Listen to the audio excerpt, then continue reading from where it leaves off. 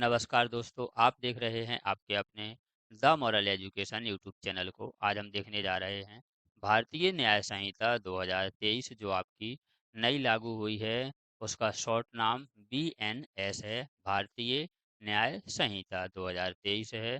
नमस्कार दोस्तों, नई संहिता देखने से पहले इसके बारे में कुछ जानकारी देख लेते हैं। इससे पहले जो आपकी थी वह कौन सी थी? IPC। जो आपकी थी वह आईपीसी थी, इंडियन पेनल कोड। भारतीय न्याय संहिता 1860 चल रही थी, 1860 चल रही थी। लेकिन अब इसे अलग करके हटा दिया गया है और भारतीय न्याय संहिता 2023 लागू कर दिया है। इसी के साथ क्यों लागू किया गया, बदलाव की आवश्यकता क्यों पड़ी? क्योंकि यह जो संहिता थी आपकी, यह अंग्रेजों के समय की थी। यह आपकी अंग्रेजों के समय की थी और गुलामी को दर्शाती थी, इसीलिए इसे हटा दिया गया है। भारतीय न्याय संहिता में अब कितनी धाराएं हो गई हैं? फाइव 358 धाराएं हो गई हैं। आपकी कितनी धाराएं हो गई? 358 धाराएं हो गई। जो पुरानी हैं इसमें कितनी धाराएं थी? 511 थी, 511 थी।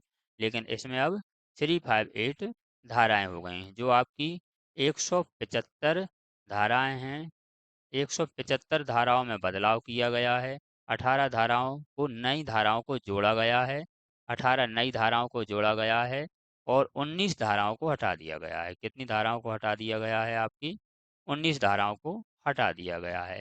इसमें विशेष क्या है? इसमें विशेष है, इसमें महिलाओं और जो बच्चों के खिलाफ जो अपराध हैं उन्हें कठोर कर दिया गया है, उनमें सजा बढ़ा दी गई है। इसी के साथ देखते हैं वीडियो। नाम दिया गया है और इसके बारे में जानकारी दी गई है। जो आपकी दूसरी धारा है, दूसरी धारा में परिभाषाएं दी गई हैं। दूसरी धारा में क्या दिया गया है? आपकी परिभाषाएं दी गई हैं। इसमें 39 परिभाषाएं दी गई हैं। तो आज हम सभी परिभाषाओं को देखने जा रहे हैं। 2023 का अधिनियम संख्या 45 है, जो इसका अधिनियम संख्या है 45 है। 25 दिसंबर 2023 को यह प्रवर्त हुई थी और 1 जुलाई से यह लागू हुई है। 1 जुलाई से यह लागू हो गई। 1 जुलाई 2024 से लागू हुई है, लेकिन यह 23 में बिल आया था, इसीलिए इसका नाम 2023 है। इसके बारे में ऐसी ही जानकारी प्राप्त करने के लिए आप हमारे चैनल को सब्सक्राइब कर लीजिए, जिससे सबसे पहले आप तक जानकारी पहुंच सके। अपराधों से संबंधित उपबंध का समेकन और संशोधन करने तथा उससे संबंध और उनके आनुषांगिक विषयों के लिए अधिनियम लाया गया था। भारतीय गणराज्य के 74वें वर्ष में भारतीय गणराज्य के 74वें वर्ष में संसद द्वारा निम्नलिखित रूप में यह अधिनियमित हो। अध्याय वन में क्या दिया गया है? प्रारंभ दिया गया है। अध्याय वन में प्रारंभ में देखते हैं, जो आपकी धारा पहली है वह कहती है, पहला पॉइंट देखते हैं, इस अधिनियम का संक्षिप्त नाम भारतीय न्याय संहिता 2023 होगा। 23 क्यों होगा? क्योंकि यह 23 में बिल लाया गया था। इसी के साथ दूसरा पॉइंट देखते हैं, यह उस तारीख को प्रवर्त होगा जो केंद्र सरकार राजपत्र में अधिसूचना द्वारा नियत करे। राजपत्र में अधिसूचना द्वारा बताया जाता है कि अधिनियम कब से लागू होगा। इस संहिता के भिन्न भिन्न उपबंधों के लिए भिन्न भिन्न तारीखें नियत की जा सकेंगी। नेक्स्ट देखते हैं, 3 पॉइंट है आपका, प्रत्येक व्यक्ति इस संहिता के उपबंधों के प्रतिकूल प्रत्येक कार्यालोप के लिए है। प्रत्येक व्यक्ति इस संहिता के उपबंधों के प्रतिकूल प्रत्येक कार्यालोप के लिए जिसका यह भारत के भीतर दोषी होगा, इसी संहिता के अधीन दंडनीय होगा, अन्यथा नहीं होगा। तो भारत सरकार द्वारा यह माना जाता है कि जब से एक्ट लागू हुआ तब से इसकी जानकारी सभी को है, सभी भारतीयों को हो। चौथा पॉइंट देखते हैं, भारत से परे किए गए किसी अपराध के लिए जो कोई व्यक्ति भारत के तत्समय प्रवर्त किसी विधि द्वारा विचारणीय के लिए दायी है, भारत से परे किए गए किसी कार्य के लिए उसे इस संहिता के उपबंधों के अनुसार ऐसा बरता जाएगा मानो वह कार्य भारत के भीतर किया गया हो। यदि भारत से बाहर कोई क्राइम कर देता है, तो उसे ऐसा माना जाएगा कि यह भारत के भीतर किया गया है और संहिता के अनुसार उसे दंड दिया जाएगा। यह चौ यह चौथा पॉइंट कहते हैं। कहता है 5वां देखते हैं इस संहिता के उपबंध। इस संहिता के उपबंध के बारे में 5वें पॉइंट में दिया गया है। भारत 5वें का है, पहले का 5 का देखने जा रहे हैं। भारत से बाहर और परे किसी स्थान में भारत के किसी नागरिक द्वारा भारत के रजिस्ट्रीकृत किसी पोत, भारत में रजिस्ट्रीकृत किसी पोत या वायुयान पर, चाहे वह कहीं भी हो, किसी व्यक्ति द्वारा यदि कोई भी ऐसा कार्य किया जाता है जो कानून के विरुद्ध है, उस पर यह संहिता लागू होगी। तो भारत में रजिस्ट्रीकृत है, वह किसी भी स्थान पर हो वर्ल्ड में, वायुयान हो आपका, चाहे कहीं भी हो, किसी व्यक्ति द्वारा यदि गलत काम किया जाता है, संहिता का उल्लंघन किया जाता है, तो यह संहिता उस पर लागू होगी। देखते हैं, भारत में अवस्थित किसी कंप्यूटर संसाधनों को लक्ष्य बनाकर भारत से बाहर और परे स्थान किसी व्यक्ति द्वारा कार्य किया जाता है, तो यह संहिता आपकी लागू होगी। इस संहिता के उपबंध उस पर लागू होंगे। किए गए किसी अपराध को भी लागू होगी। स्पष्टीकरण देखते हैं। इस धारा में अपराध शब्द के अंतर्गत भारत से बाहर किया गया ऐसा प्रत्येक कार्य आता है जो यदि भारत में किया जाता तो इस संहिता के अधीन दंडनीय होता। स्पष्टीकरण में क्या है, इस संहिता में अपराध शब्द के अंतर्गत भारत से बाहर किया गया ऐसा कार्य आता है जो यदि भारत में किया जाता तो इस संहिता में दंडनीय होता। यदि भारत के बाहर भी करते हो तब भी इस संहिता के अनुसार दंडनीय होगा। दृष्टांत देखते हैं। दृष्टांत का है, जो भारत का नागरिक है, जो भारत का नागरिक है, भारत से बाहर और परे किसी स्थान पर हत्या कर देता है, वह भारत के किसी स्थान में जहां पर पाया जाए हत्या के लिए विचारणीय और दोष सिद्धि किया जा सकेगा। यदि भारत का नागरिक है, भारत से बाहर किसी की हत्या कर देता है और भारत में किसी भी स्थान पर पाया जाता है, मिल जाता है, तो वह हत्या के लिए दोष सिद्ध किया जा सकेगा। 6 वाला पॉइंट देखते हैं। 6 पॉइंट कहता है आपका, इस संहिता में की गई बात, इस संहिता में की गई बात भारत सरकार की सेवा के अधिकारियों, यह संहिता किस किस पर लागू नहीं होगी, तो यह 6 पॉइंट में दिया गया है।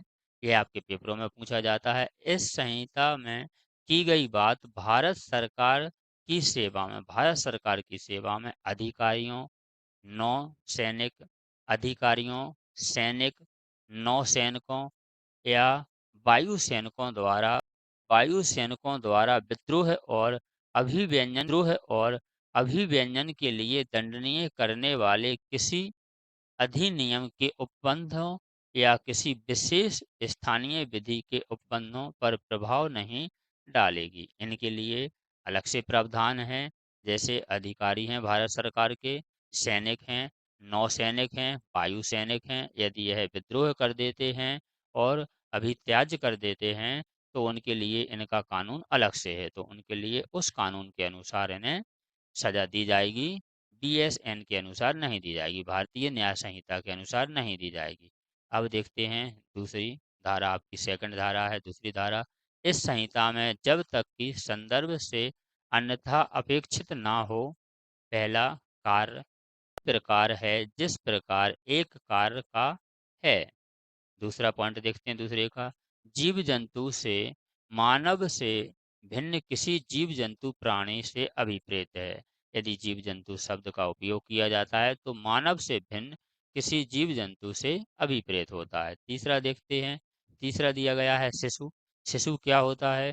शिशु होता है 18 वर्ष से कम आयु का कोई व्यक्ति अभिप्रेत है। तो शिशु की परिभाषा सेकंड के 3 में दी गई है, धारा 2 के तीसरे पॉइंट में दी गई है। शिशु का मतलब है जो 18 वर्ष से कम आयु का है, उसे हम शिशु कहेंगे। चौथा पॉइंट देखते हैं दूसरे का, कूटकरण, कूटकरण शब्द क्या होगा इसको आगे देखते हैं।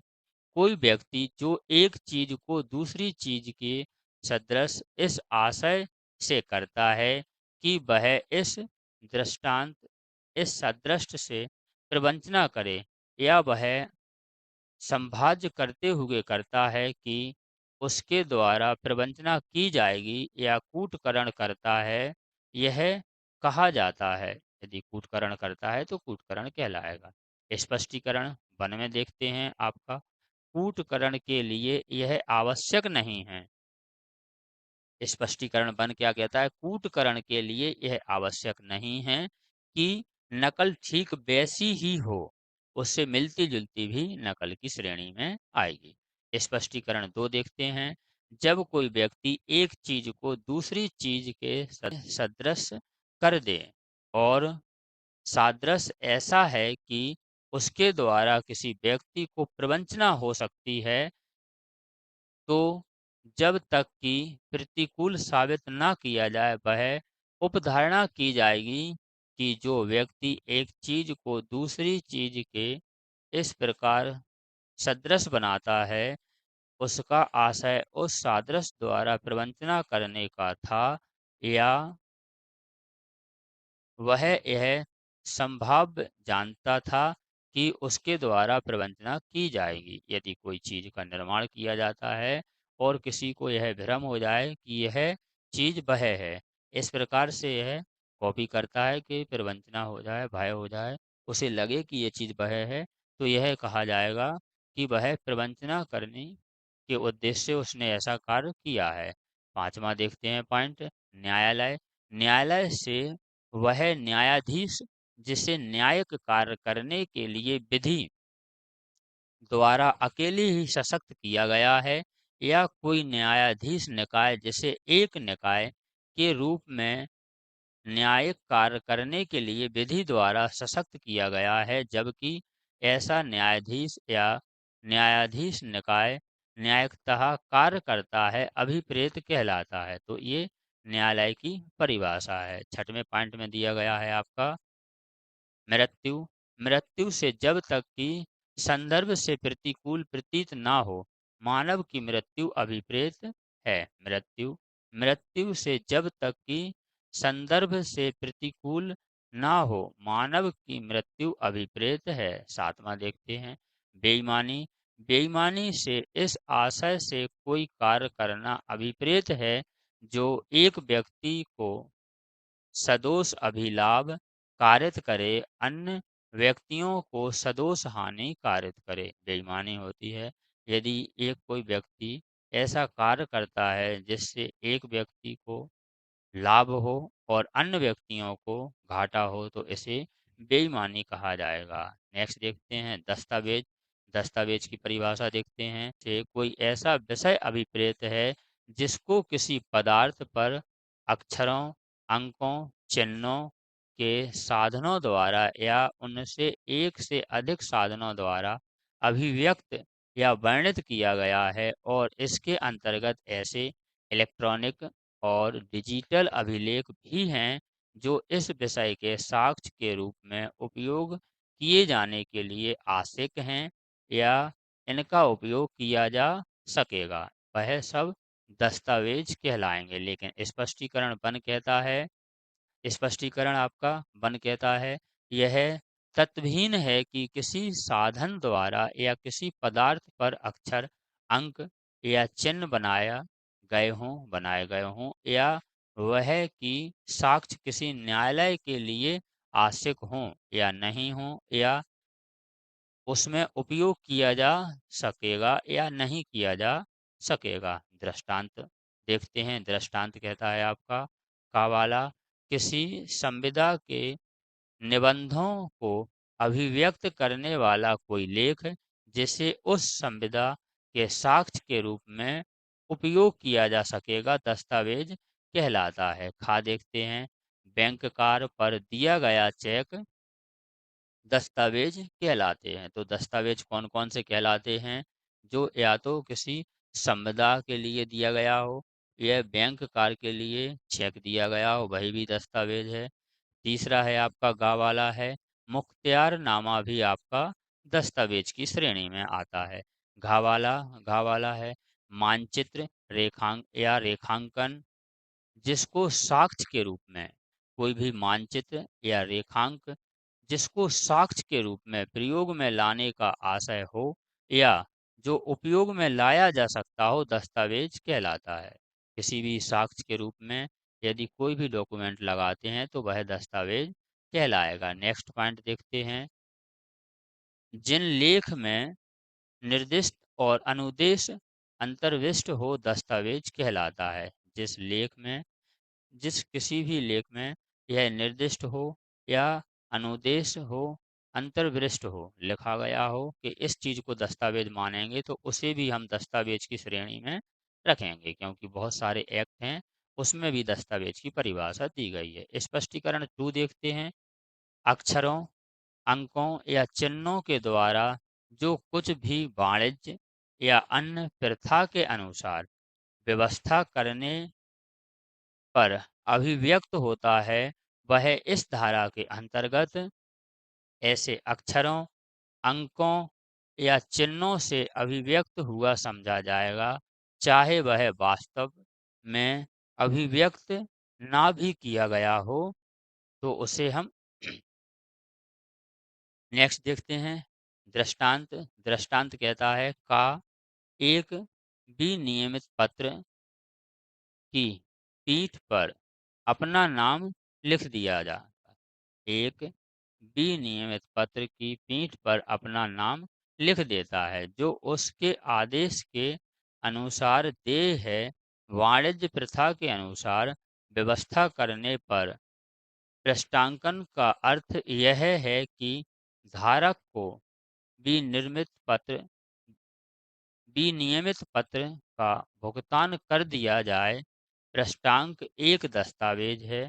पृष्ठांक एक दस्तावेज की श्रेणी में आएगा और इसका अर्थ उसी प्रकार से लगाया जाएगा मानो हस्ताक्षर के ऊपर धारक को भुगतान करे शब्द या उस प्रभाव वाले शब्द लिख दिए गए हो। तो यह आपका दृष्टांत कहता है। 9 देखते हैं। 9 में है कपटपूर्ण। कपटपूर्ण से क्या आशय है? कपटपूर्ण से कपट करने के आशय से कोई कार्य करना अभिप्रेत है, अन्यथा नहीं है। 10 देखते हैं। 10 कहता है आपका लिंग। लिंग में क्या है? पुल्लिंगवाचक शब्द वह और उसके व्युत्पन्नों का प्रयोग किसी भी व्यक्ति के लिए किया जाएगा, चाहे वह पुरुष हो, महिला हो या उभयलिंग हो। इसमें जो अपन पुल्लिंग शब्द का प्रयोग करते हैं उसका मतलब यह नहीं है कि सिर्फ मैन के लिए किया गया है। वह पुरुष के लिए भी होगा, महिला के लिए भी होगा और उभयलिंग हो उसके लिए भी उपयोग किया जाएगा। स्पष्टीकरण क्या कहता है? उभयलिंगी का वही अर्थ होगा जो उभयलिंगी व्यक्ति अधिकारों का संरक्षण अधिनियम 2019 की धारा 2 टा में दिया गया है। का 11 पॉइंट है। 11 में दिया गया है सद्भावना पूर्वक। इसके बारे में, सद्भावना पूर्वक के बारे में कहाँ दिया गया है? 11 में। अब परिभाषा जिसको जिसकी आवश्यकता हो वह आगे देख सकता है, लेकिन इतना ही आता है सद्भावना 11 में। 12 में दिया गया है सरकार। 13 में दिया गया है संशय। संशय के साथ 14 में दिया गया है क्षति। आपका जो दूसरे का 14 पॉइंट है उसमें दिया गया है क्षति। 15 में दिया गया है अवैध। 15 में अवैध। 16 में दिया गया है न्यायाधीश। 16 में न्यायाधीश। 17 में दिया गया है जीवन। 17 में क्या दिया गया है? जीवन। 18 में स्थानीय विधि दी गई है। 19 में पुरुष दिया गया है। 20 में मास और वर्ष दिया गया है, यानी महीना और वर्ष किस प्रकार से होगा। इसी के साथ 21 में चल संपत्ति दी गई है। 22 में आपका वचन दिया गया है। 23 में शपथ दी गई है। शपथ के बारे में कहाँ दिया गया है? जो आपकी धारा 2 है, 2 का जो 23 वाला पॉइंट है उसमें दिया गया है। 24 देखते हैं। 24 में अपराध दिए गए हैं। अपराध की परिभाषा कहाँ दी गई है? 24 में दी गई है। इसी के साथ 25 में क्या दिया गया है? लोप। तो लोप की परिभाषा कहाँ दी गई है? 25 में। 26 में व्यक्ति, व्यक्ति की परिभाषा कहाँ दी गई है? 26 में। 26 कहता है व्यक्ति के अंतर्गत कोई भी कंपनी, व्यक्ति के अंतर्गत कोई भी कंपनी या संगम, व्यक्ति निकाय, चाहे वह निगमित हो या नहीं आता हो। व्यक्ति दिया गया है। 27 में लोक दिए गए हैं। 27 में लोक दिए गए हैं। 28 में लोक सेवक को परिभाषित किया गया है। 28 में लोक सेवक के बारे में जानकारी दी गई है। 29 देखते हैं। 29 में आपका दिया गया है। 29 में विश्वास करने का कारण। 29 में दिया गया है विश्वास करने का कारण दिया गया है। 29 के बाद जो आपका 30 है, 30 में दिया गया है विशेष विधि। 31 में दिया गया है मूल्यवान प्रतिभूति। 31 में क्या दिया गया है? मूल्यवान प्रतिभूति। 32 में आपका जलाशय दिए गए हैं। 33 में स्वेच्छा दी गई है। 33 में आपकी स्वेच्छा दी गई है। 34 में आपकी वसीयत दी गई है। ये आपकी धारा 2 चल रही है। धारा आपकी 2 चल रही है, जिसमें 34 में वसीयत दी गई है। 35 में महिला के बारे में दिया गया है। 36 में सदोष अभिलाभ दिया गया है और 37 में सदोष हानि दी गई है। इसी के साथ 38 में आपका सदोष अभिलाभ दिया गया है और 39 में दिया गया है उन शब्दों पर पदों के जो उनके प्रयुक्त हैं और इस संहिता में परिभाषित नहीं हैं, किंतु सूचना प्रौद्योगिकी अधिनियम 2000 और भारतीय नागरिक सुरक्षा संहिता 2023 में परिभाषित हैं, वही अर्थ होंगे। इसमें अगर नहीं है लेकिन सूचना प्रौद्योगिकी में है और जो आपकी भारतीय नागरिक सुरक्षा संहिता 2023 में परिभाषित है, वही अर्थ होंगे जो क्रमशः उस अधिनियम और संहिता में उनके हैं। तो ये रही आपकी पूरी परिभाषाओं की वीडियो। अगली वीडियो धारा 3 से आगे देखेंगे। ऐसी ही वीडियो प्राप्त करने के लिए आप हमारे चैनल को सब्सक्राइब कर लीजिए, जिससे सबसे पहले आप तक जानकारी पहुंच सके। हम लॉ से संबंधित वीडियो बनाते हैं। वीडियो अच्छी लगी हो तो लाइक शेयर कमेंट करना। वीडियो देखने के लिए थैंक यू।